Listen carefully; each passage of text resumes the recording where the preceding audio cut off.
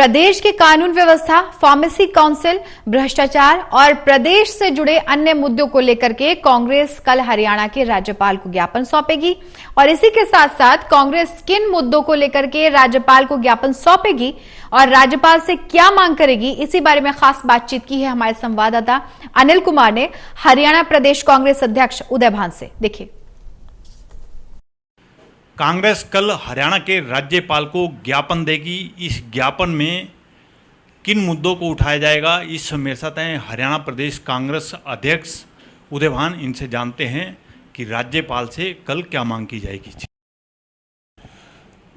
जैसा कि अभी आपको पता है कि ज्वलंत मुद्दा चल रहा है पूरे हरियाणा प्रदेश में लॉ एंड ऑर्डर को लेकर के, कि हरियाणा प्रदेश में अगर विधायक सुरक्षित नहीं है तो आम आदमी की परिस्थिति क्या होगी। आज लॉ एंड ऑर्डर पूरी तरह से हरियाणा में ठप है।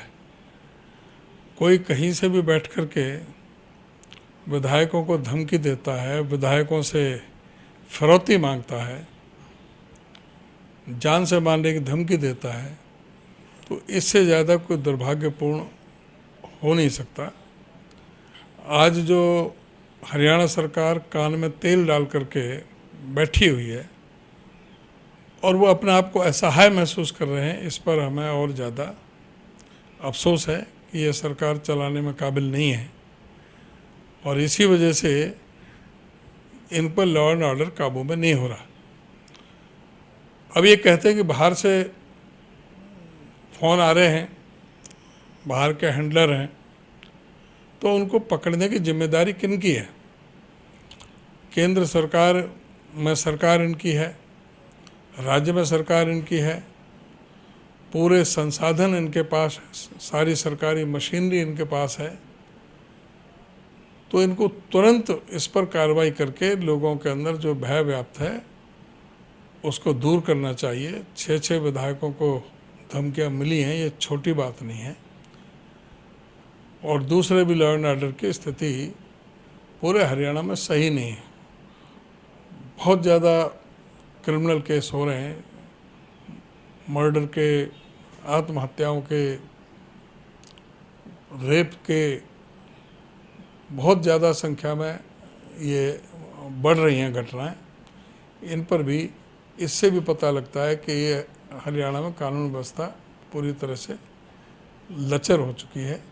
तो इसलिए इसको जो हम गवर्नर साहब के माध्यम से गवर्नर को एक नोटिस, उनको एक मेमोरेंडम के ज्ञापन के तौर पर हम उनके पास भेज रहे हैं कि ये सरकार इस पर सख्ती से कार्रवाई करे। उदय भान जी, इसके अलावा भी और कोई मुद्दे होंगे जो राज्यपाल के सामने उठाओगे?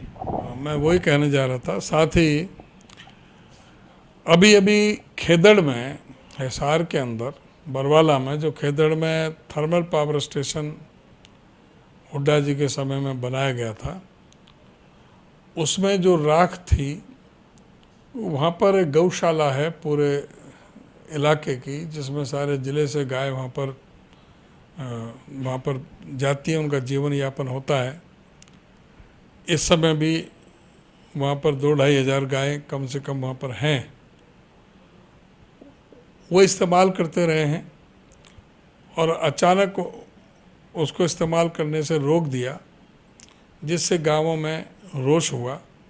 गांव के अंदर पंचायत हुई। जब लोगों ने विरोध किया तो उनमें से एक आदमी को पुलिस की गोलियों से भून दिया गया, लाठीचार्ज हुई। तो एक बहुत ही लोगों में बड़ा भारी गुस्सा, इससे निराशा है। तो ये एक जो छोटी एक मामूली बात थी, जिसको प्रशासन अगर जो शालीनता से लेता तो इसको आराम से सुलझा सकते थे इस मसले को, लेकिन इन्होंने गंभीरता से लिया नहीं और इतनी बड़ी घटना हो गई। तो उसको भी खेदड़ में जो मृतक परिवार है उसके लिए भी हम पर्याप्त उसके लिए मुआवजे के लिए ये मांग करेंगे और इस समस्या का तुरंत समाधान करें। जिस तरह से पहले जो राख का इस्तेमाल करते रहे हैं, गौशाला गौधन के, गऊ के नाम से तो ये वोट मांगते हैं और गऊ के सबसे बड़े संरक्षक बनते हैं। और आज जो ना ये कितनी इनकी आस्था है गऊ के प्रति, ये भी पता लगता है कि जो गौशाला के लिए जो इस्तेमाल होने वाली चीज़ थी उसको भी इन्होंने पाबंदी लगा दी। और तीसरा मामला अभी अभी जो उजागर हुआ फार्मेसी में भ्रष्टाचार का, इसमें भी अभी असल दोषी जो हैं वो अभी फरार हैं, उनको अभी तक गिरफ्तार नहीं किया गया। और भ्रष्टाचार में तो ये सारे सरकार ने सारे रिकॉर्ड तोड़ दिए हैं। फार्मेसी काउंसिल के साथ साथ हर मामले में भ्रष्टाचार में बहुत आगे है। यहाँ पर घोटालों की ये सरकार बनी हुई है। यहाँ पे शराब घोटाला हुआ, खनन घोटाला हुआ, 5-5 आदमी इसमें मारे गए, धान घोटाला हुआ, चावल घोटाला हुआ, रजिस्ट्रियों का घोटाला हुआ, HPSC के अंदर नगद करोड़ों रुपए इनके स्टाफ के आदमी लेते पकड़े गए। स्टाफ सिलेक्शन कमीशन के चेयरमैन को इस्तीफा देना पड़ा। नौकरियों का आज बहुत बुरा हाल है। आज बेरोजगारी में हरियाणा पूरे देश में नंबर 1 पर है, लेकिन सरकार का इस तरफ कोई भी ध्यान नहीं है और बेरोजगारी की वजह से ही ये क्राइम बढ़ रहा है।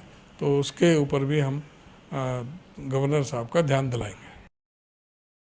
उदय भान जी, जिस तरह भी आपने कहा कि लॉ एंड ऑर्डर को लेकर जिस तरह विधायकों को धमकियां मिल रही हैं, राज्यपाल को मिलेंगे, तो आज किरण चौधरी ने हरियाणा के मुख्यमंत्री मनोहर लाल खट्टर को पत्र लिखा है और SIT गठित कर इस मामले की जांच की मांग की है और तय तक जाने के लिए कहा है। इसके साथ साथ जेड सिक्योरिटी देने की भी मांग की है। नहीं, अभी तक कोई कार्रवाई हुई नहीं। अभी कहाँ किसको सिक्योरिटी मिली है।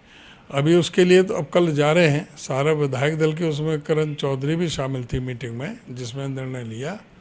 तो अब सारा विधायक दल की तरफ से वहाँ पर कल मिलेंगे। अब मैं ये नहीं कह सकता क्यों, आज तो सारे विधायक इकट्ठे थे, कल कितने यहाँ पर होते हैं तो वो विधायक यहाँ पर सभी होंगे।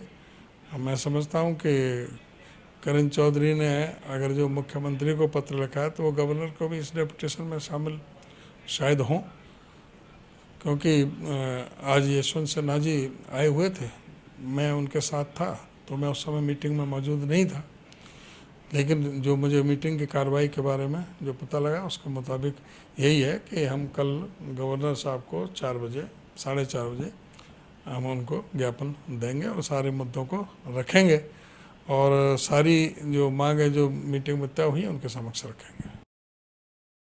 ये थे मेरे साथ हरियाणा प्रदेश कांग्रेस अध्यक्ष उदय भान। इन्होंने बताया कि विधायकों को मिल रही धमकियों और खेदड़ पावर प्लांट और इसके साथ साथ फार्मेसी काउंसिल को लेकर राज्यपाल से कल मिलेंगे और उनको ज्ञापन सौंपेंगे। Anil Kumar, total news, Chandigarh.